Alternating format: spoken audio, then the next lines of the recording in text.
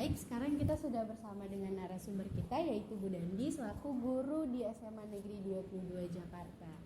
Ya baik, terima kasih kepada Ibu Dandi sudah mau menyempatkan waktunya untuk bisa menjadi narasumber di sini. Baik, Zawa bisa kita mulai. Nah, wawancara kali ini berlandaskan akan masa Orde Baru, di mana masa Orde Baru terkenal akan kepemimpinan Presiden Soeharto yang menjabat selama 32 tahun.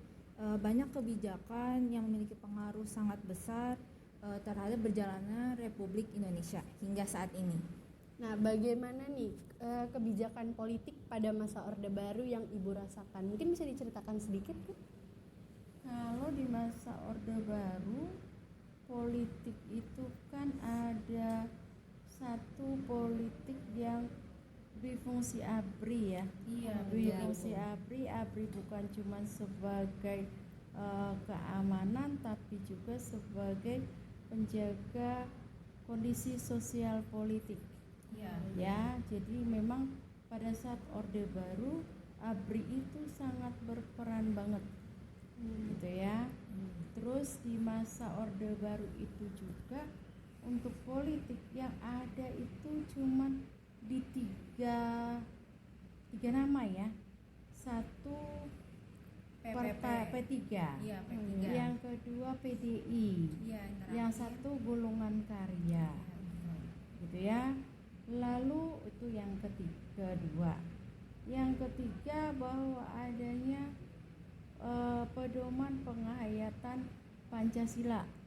Jadi ketika Orde Baru itu, apalagi misal nih seperti aparatur sipil negara yang disebut dengan ASN itu benar-benar ditatar untuk menghayati Pancasila. Jadi bukan sekadar ini loh teorinya, tetapi benar-benar kita disuruh bagaimana sih Kita lakukan kita lakukan, menghayati banget gitu ya. Nah, misalkan selaku ibu nih yang ada di era Orde Baru, ya ada katanya di masa itu di Orde Baru adalah masa kepemimpinan Soeharto. Ya, politiknya aman-aman aja, berjalan dengan lancar ya. Ya, berjalan dengan lancar. Oke, baik. Terima kasih Bu untuk Terima kasih. lalu yang kedua. Seperti yang Ibu ketahui dan kita pelajari juga, pada masa Orde Baru kan ada salah satu partai yang bisa dibilang selalu menang, yaitu Partai Golkar. Apa tanggapan Ibu mengenai hal tersebut dan bisa diceritakan sedikit? Oh iya, baik. Kalau untuk Partai Golkar, memang setiap kali pemilu itu mulainya tahun 67 ya. Iya, betul. 67 tambah 5, 72 gitu ya. Selalu menang Golkar karena pada saat itu partai itulah yang bisa membangkitkan Indonesia itu. Jujur mereka itu apa sih untuk kesatuan golongannya atau anggota-anggotanya ya mungkin sudah tertata dengan rapi.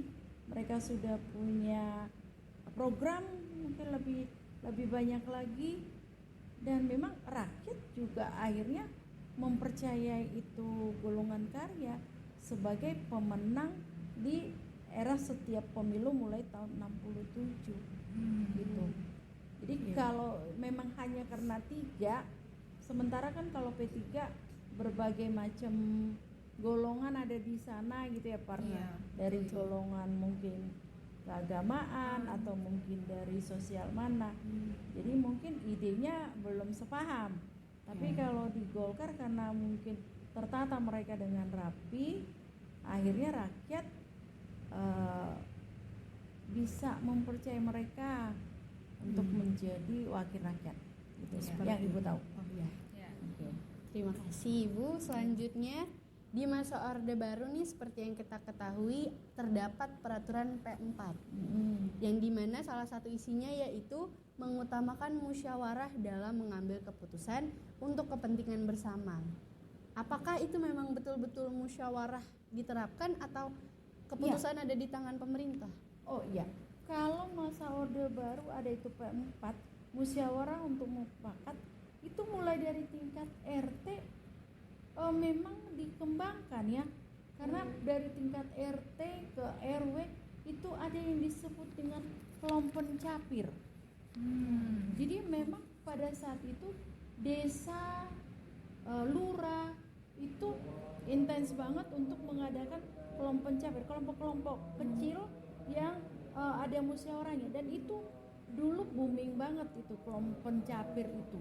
Jadi jujur kalau pada saat itu yang ibu alami, di mana-mana kalau misalkan dulu tuh ada latih VRI pasti ada tayangan satu hari tuh kelompok pencapir, baik itu kelompok pencapir untuk pertanian ataupun di apa tuh nelayan. Gitu. Mereka punya kelompok pencapir pertanian, Dan kelompok itu pencapir masyarakat. dan di kelompok pencapir itulah untuk musyawarah mufakat. Gitu ada. Kalau itu ibu yakin itu ada musyawarah mufakat pada masa itu tercipta gitu. Berarti memang musyawarah pada saat itu benar-benar diterapkan ya, Bu. Baik. Terima kasih, Ibu. Nah, dan sekarang ini pertanyaan penutup. Nah, gimana pada masa Orde Baru terdapat program rehabilitasi ekonomi yang dilandaskan TAP MPRS nomor 23 tahun 1966. Yang isinya itu diutamakannya masalah perbaikan ekonomi rakyat di atas segala soal-soal nasional yang lain termasuk politik juga. Nah, pertanyaannya, apakah program rehabilitasi ini benar-benar diterapkan atau hanya untuk mencuri para hati rakyat? Silahkan dijawab, Bu. Mungkin tidak seluruhnya bisa diterapkan ya. Mungkin tidak seluruhnya untuk bisa diterapkan. Tapi sepanjang yang ibu alami, memang ada yang disebut dengan rehabilitasi ekonomi, ya. Buktinya ketika sudah menjelang di